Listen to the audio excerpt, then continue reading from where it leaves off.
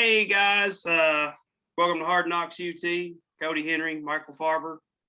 Just like every week, this week we've got Austin Brown and Bennett Gainey. Bennett's from the Crunch Time Plays podcast. You guys know Austin from Ball Twitter, Channel TN, 5 other different burners you don't even know he runs. What's going on, guys? It's going good, man. Just another day here in East Tennessee, waiting on this fun football season we got coming. It's gonna be a blast. 17 days. Yep. 17 days. Here we go. Yeah, guys, really appreciate you. Really appreciate you having me. No problem. Glad to have you on, Bennett. We're looking to get as many people on as we can, trying to spread the word, get some guys on, talk about football. What's some games this season you guys think will just be huge games? The one that stands out the most for me is Georgia versus Clemson. That's probably the biggest. I think that's the biggest from the SEC. Yeah.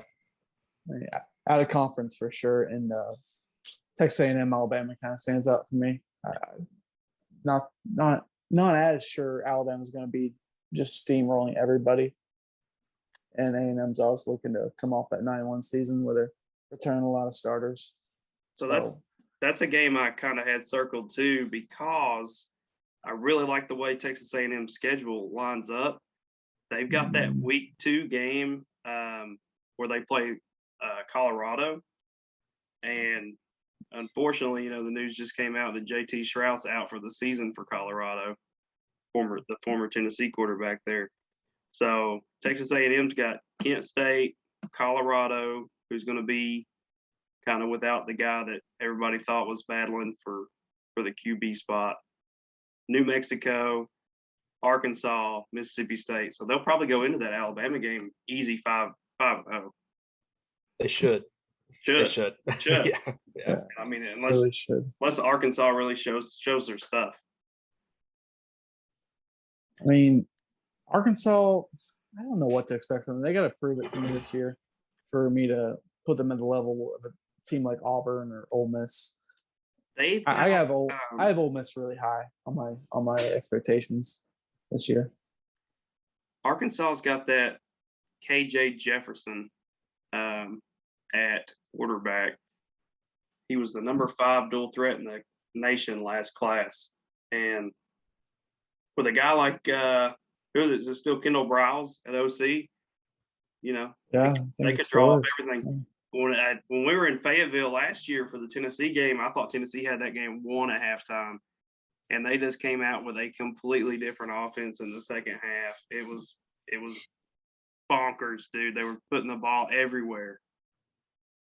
Yeah, we were 0-3 all time versus Felipe Franks. Yeah, with two different schools. Yep, I just realized that the other day. Like, there's some pain that a man shouldn't go through, and going 0-3 versus Felipe Franks is something it's just hard to be hard to get excited for your football program after realizing that. 0-3 against Will Greer with 2 different schools too. Felipe's worse. Yeah. Will you? Okay, I can still muster some confidence up. Felipe freaking Franks, no. And then you've got what's the kid name? We talked about it last week with Trey Wallace, the former South Carolina QB that's at South Alabama now. What's his name? I'm gonna have to look it up. I can't remember. Jake Bentley. Yep. Jake Bentley. Yep. If South Alabama pulls a miracle, he could be like the 4th or 5th quarterback to beat Tennessee with 2 different teams in like the last 5 seasons. Who else has done that? There's probably like a couple more. It's so much fun being a Tennessee fan because right, you get fun stats like that. I mean, where else are you gonna get stuff like that? Come on, man. Speaking of which, there's a really interesting game on Ole Miss's schedule that kind of reminds me of that Southern Miss game or Southern Alabama game. They actually have to They actually have to play Liberty. I see that at the end of the year, towards the end of the year. My gosh. Oh my gosh. That is going to be a big matchup. I mean, You think underrated matchup. Think Hugh Freeze is fired up about that game? I think they might, like, I wonder if it like affects their whole season because he's so prepared for that game. He just worries for that game every week. No, will Caden Too bad they Saucer can't get it to like open the season. will Caden Saucer be available to play for them by then? I mean, are they holding him under any suspension or anything? I'm not I don't sure. think so. I mean, it's Hugh Freeze, so I'm pretty sure you can get away with a good bit with him. He doesn't seem like a short leash guy. He wasn't a short leash guy with himself.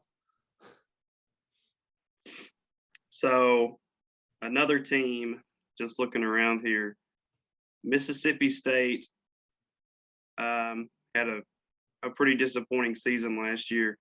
They start this year with what most teams wouldn't consider tough out of conference opponents, but they start this year with Louisiana Tech, NC State, and then they have to go to Memphis. That for the team that they were last year, I could see that being three losses. Do you think that puts Mike Leach on the hot seat? I wouldn't go that far. Yeah, I don't know. And Mike Leach is kind of guy you gotta give him a little bit of time to install everything. Because I mean, Washington State wasn't nothing for the first like 3 years. He was there, and then all of a sudden they're winning 9, 10 games a year. And he's a guy that has success everywhere. So those games are really interesting. That's like the perfect 3 matchups where I would put that in 50-50 range on them winning all 3 of them. You can go 3-0, you can go 0-3, you can go 1-3. You can do nothing would surprise me yet. I could see that being a rough start for Mississippi State. And if they really have it together, it could be a good start. Who was their quarterback they had last year? That's what I was about to ask. Who's their quarterback? Was that transfer? It was a transfer from Stanford. They had a lot of injuries. Like they had a lot of quarterbacks, didn't they, last year? And I think they had trouble. I think they had trouble deciding on like their core wide receivers that they really wanted to use. Like that's kind of how we ended up with Peyton, Javonte Peyton. Yeah, I can't get a good gauge for them really. Nothing would really surprise me there. Like I could see them winning 6 or 7 games or 3. It really is anything of them. And that's Mike Leach though. Exactly. Yeah. You can't get a read on that guy at all, much less never. What's his team going to do? Yep. What about Alabama and Miami? Is that upset alert? Bryce Young's first start? No, I don't think so either. But I've seen a lot of it on Twitter. I'm never gonna pick Alabama. Like, when was the last time Alabama came into a game where against a team that wasn't ranked in the top 5 and just got shocked and lost? I mean, I'm trying to think of any time. Maybe outside of conference, or just like outside of the top 10 of college football. Probably Nick Saban's first year when they lost to UL Monroe. Yeah, you never. Like sometimes we try to hype up those games. Like it's going to be interesting that Alabama just steamroll them beyond oblivion. And at this point, I will never even act like there's even a slight chance until it actually happens. I'm trying to think of any time. They destroyed USC. They destroyed Florida State. They destroyed West Virginia. They destroyed Louisville. I mean, USC, Michigan. Yeah, I can't think of any time. That Michigan game 2 years ago, that was kind of close. Yeah, it was. What was the score? I don't remember it. I'd have to go back and look it up. Like 2011. No, the year that we played Indiana in Jacksonville. You're talking about the bowl game. The bowl game, yeah. I was talking about they played them to open the season. I think it was like 2011 or something. It was 35-16. So 15, wow. Or that's more 19-point win. Yeah. So even then. Yeah, I mean they have that game with Oklahoma, but in the Sugar Bowl. But I'm pretty sure they didn't care. They didn't want to be in that game. Didn't well, I mean, it was the national championship game, but I know we're trying to stick to the start of the year. Clemson blew them out 44-14, wasn't it? Oh, Was yeah. that Ohio Yeah. State? It was Clemson. Yeah. No, in the national title, it was Clemson, and in the Sugar Bowl, I think it was the first playoff ever. They got beat by a few touchdowns or a couple touchdowns by Ohio State. And who was their quarterback? It wasn't JT Barrett. It was the backup below him. Oh, They had the third string playing the freaking national title game. No one will ever forget that. Cardell Jones. Yeah. Cardell Jones. Yep. Yeah. Man, Urban Meyer's a good coach. I mean, that's insane. I mean, they had Blake Sims, and that was the year we almost beat them. Or was it? Urban Meyer might be a good coach, but he's got 2 losses to these guys right here coming. Titans. I hope so. It better be. It better be 2 losses. I don't think he'll do much in the NFL. Yeah, how do you think he fits in the NFL? Because I see him more as a college quarterback. I don't see him fitting very well in the NFL system. Yeah, me either. I could see it going one of 2 ways. He could either be a Nick Saban, which what is Nick Saban? I mean, he never had a quarterback at Miami. If he drafts Drew Brees instead of Marcus, whatever his name was, that guy. He might win a Super Bowl with the Dolphins and never leave the NFL. So I don't know. He could be like Spurrier, never worked in the NFL, or he could be like Pete Carroll, So I kind of see him more as a Pete Carroll. I kind of do, to be honest. So I think he might do okay, especially with Trevor Lawrence. He has all the pieces. Oh man, I don't know. He just needs to let it build a little bit. All right. So Bennett, you said you're from the South Carolina area, right? Yep, that's right. What do you think about Shane Beamer down there in South Carolina? What do you think about that hire? Well, it's kind of, there's a lot of people outside of South Carolina that think, well, he doesn't have any coordinator experience or doesn't have any head coaching experience at all. I know but it was really, it's really a hire that South Carolina needed to make. It's a culture hire. It's kind of like Sam Pittman at Arkansas, kind of equating him to that. But the kind of the national narrative has been, well, he's never recruited on this level. That people compare him to Brian Harsin, and the fact that people think that Brian Harsin will have more success on the recruiting trail early on, but that just hasn't been the case because Shane Beamer's been at South Carolina before, and then Brian Harsin's just coming into the SEC for the first time. So it's really been kind of a national thing to where the people who aren't familiar with South Carolina aren't necessarily as high on the hire, but if you've been around the program for any length of time, that's exactly the hire that needed to be made after the last rough couple years under the Will Muschamp era. Yeah, I was bad. I was kind of low on the hire, but South Carolina is currently 18th in the nation in recruiting. 3 4-stars, 13 3-stars. I mean, he's rolling on the recruiting trail. Yeah, he really is. And it started out with, flipping Donovan Westmoreland from Georgia back in May. It really started a really great summer leading into June when we had the open period. And, the momentum just kind of continued from there. They've had 12 commits in the months of June and July, and it's been some really, really great type talented players. Of course, they have hit a little bit of adversity in the first week of fall camp with Karan Prunty, who was obviously in a recruiting battle, South Carolina and Tennessee, as y'all probably know. And so he's left the South Carolina program now due to personal reasons, and certainly wish him the best. And Luke Doty obviously got stepped on in practice on Friday. So it looks like he's going to miss the rest of fall camp. Not necessarily as bad as people, as reports initially indicated. So he's just going to be out with a foot sprain for the next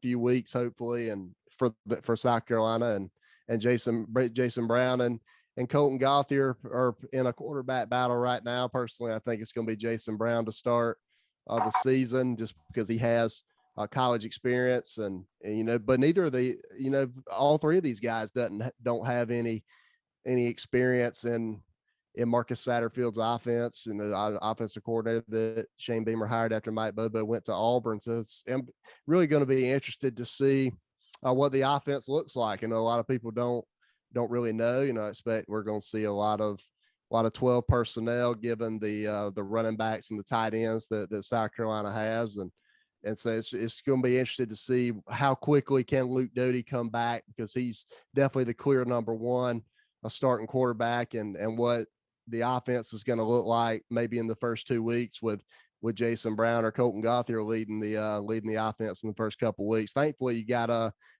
got Eastern Illinois the first week, so if you have to go without Luke Doty in the first week, that's probably not going to be too much of an issue with the run game and the offensive line that South Carolina has. But if you don't have Luke Doty in game 2 against East Carolina, I think there's going to be a lot of people. East Carolina normally gets up for these big games, as everybody knows, and I think a lot of people, if South Carolina doesn't have Luke Doty, I think there's going to be a lot of people thinking that East Carolina can upset South Carolina in week 2. So that's a game I had circled. I don't know if Eastern Carolina can beat them or not, but you can bet taking East Carolina to cover whatever that spread is on FanDuel the week before that game. You mentioned Purdy. I actually kind of got excited when I heard he was going to leave South Carolina. I thought he might be coming to Knox. Looks like you said there was a recruiting battle there, and I was like, as soon as I heard that, I was like, tell me there's a chance he's still coming here. But from what I've heard, he's wanting to move closer to back to home. Yeah. From all indications, based on the reporting that I've heard, is he's dealing with some family situation. Is certainly going to wish him the best. And I think he wants to be closer to home. He's from Virginia, kind of, he was kind of under recruited, so I think that's why he ended up at Kansas. But he's a freshman All-American at Kansas. I know South Carolina fans were obviously really excited when Karan Prunty committed to South Carolina. It's kind of penciled in at a starting cornerback spot. So what was already a maligned secondary for South Carolina to start with is going to be even more maligned now. But Marcellus Dial's a corner that's really been the type of buzz that you want to hear in fall camp. So it looks like he's going to be a starting corner alongside Cam Smith, who's currently out with a foot injury also himself. So hopefully to get him back, South Carolina, for the first game. So it's going to be interesting to see what the secondary looks like the first few weeks. If you're Shane Beamer and Clayton White and Torian Gray on that defensive side of the ball, for sure. For sure. Y'all are in a tough spot, like recruiting, and it's honestly pretty outstanding how he's doing so far, Beamer, because you got Clemson obviously just being a monster that no one saw coming, and then you got North Carolina building into what seems to be a somewhat national power. I mean, Mac Brown is working miracles over there. I mean, they were in the Orange Bowl last year, and then you got Georgia just as good as ever, and hell, the rest of the ACC is pretty decent, and SEC is going to try their best to steal as much as we can. I mean, there's no doubt about that. I mean, Mac Brown's got North Carolina pretty much locked down when it comes to all the top in-state talent there. South Carolina could get a couple guys that are, maybe legacy type guys from North Carolina, or guys that kind of slips through the cracks from North Carolina. But they do have two commits from Texas so far in this class, something that's never been done at South Carolina, and they are hitting the Northeast a lot more. Pete Limbo's the assistant coach now at South Carolina, special teams coordinator and assistant head coach, and he's really got a lot of ties to the Northeast area. And what's been interesting to me, I've never really heard of any South Carolina staff really try to base on the fact that so many students at South Carolina come from the Northeast, because it's definitely true. A lot of the population of students from South Carolina comes from the Northeast, since they are the northernmost SEC school on this side on the map. So if you want to come play in the SEC, if you're a Northeastern guy, South Carolina is going to be the closest thing for you. And obviously flights are coming in to Columbia all the time. So a lot of guys in the Northeast have seemed to be drawn to South Carolina just because of that, from that standpoint. Yeah, that's actually what I was just looking at. Out of South Carolina's 3 4-stars, 2 are from Pennsylvania and 1's from Delaware.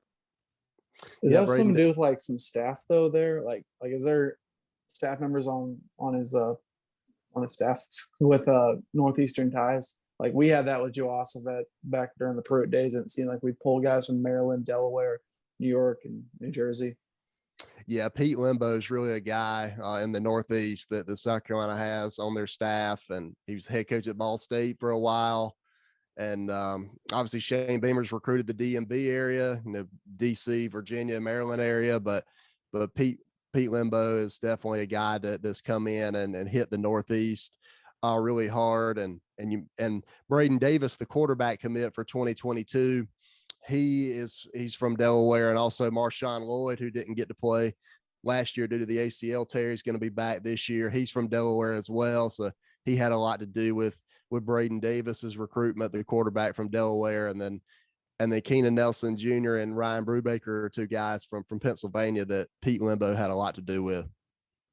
So that's really smart. You got to find somewhere else to attack, because Georgia, like coming in with South Carolina, when Georgia and Florida are all recruiting to stay Georgia and Carolina, you need something else. And that's really smart, I think. If those athletes are up to the level you need them to be, which can be iffy, as we know well, that some Northeastern athletes don't quite live up to the expectations. We had a quarterback for a while that was from New Jersey, and it was a fun 4 years, man.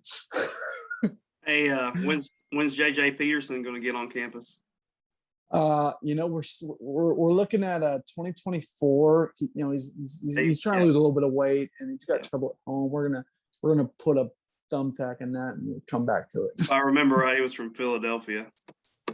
Oh, he was? Yeah. What? No, I'm pretty sure JJ Peterson.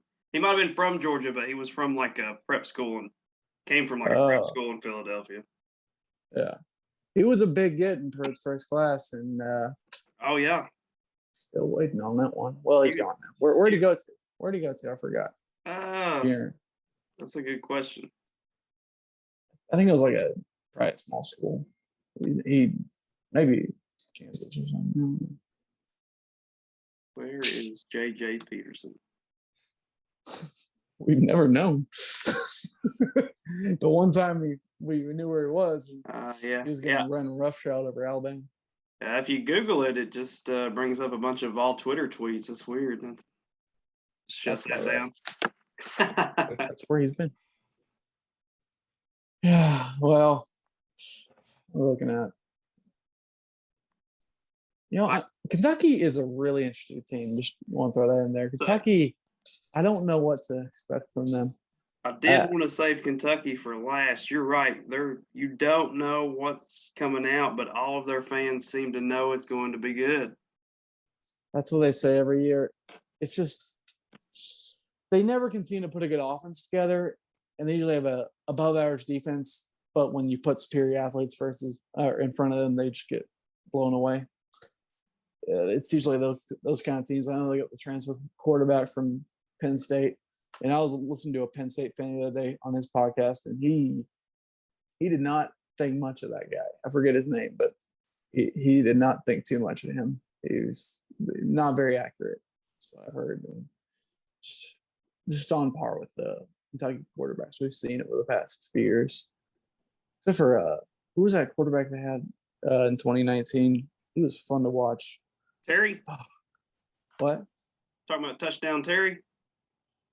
No. The guy before that, he was a receiver converted into a quarterback. Oh, Lynn Bowden. Yeah, he was fun to watch. I liked watching him play. I mean, it wasn't a very conventional offense, and wasn't really best for production, but it was fun to watch. That was the fourth down stop win. That was a fun game to be at. Yeah, the Indiana year. Good for a year. How good can Vandy be this year? Like, let's say Clark Lee is all-world best coach in the nation. How good can Vandy be? 4 wins. 4? I don't think so. Who's their non-conference game? They have Colorado State, Stanford, and UConn. And I give them 50-50 on UConn. They have to go to Colorado State. I don't know what they have. I mean, last time I saw them, they played with half a roster, and it was not very competitive. They probably would have lost to some high schools that day. So I don't know what exactly they have. I'm sure they have more than that, obviously, now with their recruiting class in. But how good can they be? I mean, maybe they can challenge. Maybe they can upset someone if they get like 3 turnovers. But that's the best I can see them doing. Maybe like a few wins. Trey Wallace said he liked what they had going on at quarterback, but even if Clark Lee's a good coach and they have a really good quarterback, I don't see them beating half their non-conference teams. No, I mean, and it's gonna suck for them because they're actually sitting in the top 25 in recruiting, and you just wonder if they go 2-10, how many of those guys stick around. I mean, what do they think Vandy's going to do? Do what? What are they thinking? Yeah. Oh, yeah. Yeah. I guess you just haven't. I guess when you see it though actually happen, it's a little bit disappointing. I'm sure they're coming for the education and roster spots, and you're not, and you might not be wrong there. Maybe Clark Lee's the guy to finally do this. I hope he's not, as a Tennessee fan, but being in Nashville, being in one of the biggest cities in the South is a huge advantage in recruiting. It can be if you take advantage of that, which Vandy has seemed to never do. But if you can really tap into that and with the NIL and everything, it can be a little dangerous. And maybe he's the guy to finally do it. He's young. He's a Vandy alum. So maybe he is. I hope he's not. I think Clark Lee's the best they've had since James Franklin. Yeah. That's fair. He's better than Derek Mason. He's better than Derek Mason. maybe I actually don't know. I mean, Derek Mason could call a good defense, so I guess we'll wait and see. Wears the hell out of a vest. Yeah, he does. So much they put in the case. All right, we got 5 minutes left here. Michael, you got anything you want to close us out with? The big game that I've circled, Texas, Arkansas. What are your thoughts on that game? What are your thoughts on that game? I had to throw Texas in there somehow. I did. So just as much as I think it could be a big game for Arkansas if they win, I think it could be a crusher for Texas if they find a way to lose it, especially with, you guys are looking to come here. You guys are coming to the SEC. Man, what a blow if you lost to like a SEC West bottom feeder the year before you come to the conference. You need to win that game. You need to win that game because it will be memes. It will be an ungodly unleash of memes and horns down jokes. Yeah, horns down will be the least of your worries at that point if you lose to Arkansas. Yeah, that will. Good Lord, oh my God! Unless Arkansas is really good, which I don't see happening. I could see them having a decent year. I don't know if they're going to be really good. I don't know if they're going to be top 4 in the West, but I could see them at that 5 spot, maybe, depending on how well they play, what Sam Pittman can bring out of his team this year. It really is just a monster. Really all comes down to if KJ Jefferson can pick up on that Riles offense. I feel like that his offense is so like quarterback driven. They have a great coaching staff. I mean, if I'm honestly jealous of their coaching staff. I'd kill for Kendall Browse to be our OC. I don't know how no bigger programs scooped him up. And Sam Pittman did it right with being that coach because he didn't take a huge salary. They because they wanted to hire high quality staff members, and that's really smart. Instead of accepting a big paycheck yourself. Of course, they got all the Walmart money, so Not sure it hurts him that much. But yeah, you got a true freshman quarterback. Where is the game? In At Arkansas. It's in Arkansas. Yeah. So they'll be. Texas should win that game. They should win it by like a couple touchdowns. Oh yeah. Unless Arkansas just gets momentum on their side in the crowd against Texas. I mean, I'm sure y'all are going to bring like 20,000 fans. Oh yeah. Yeah. That's not that far of a drive. Not Which for Arkansas the, not for the fans Texas do, fan base. No. The fan bases that spend a lot of money. Yeah. Arkansas fans know well. They like to travel. But yeah. All right, guys, we're going to close this one up. Take it on out of here. Big thanks to Austin Brown and Bennett Gainey for joining us. You guys make sure and check out their pages. The Channel TM page over there with Austin and his podcast. And, oh God, Bennett, help me out. You can follow Crunch Time Plays on Twitter and Instagram at Plays Crunch, and then subscribe on YouTube, Apple Podcasts, and Spotify. Just we I cover mainly most of the SEC. Obviously, a strong listener base is in South Carolina. I cover all the SEC and a lot of the national conversation as well. So if you want, pretty much, if you just love talking college football, definitely check it out, and definitely have had a lot of great guests on and mixing in some solo episodes too. So it's really been fun. I almost said Clutch Time Plays, and I knew that wasn't right. So I figured I'd just go ahead and let you correct me before I mess up. It's all good, brother. All right, guys. Thanks for joining us today. Appreciate it, guys. Thanks so much. Thank you, Cody. Love it.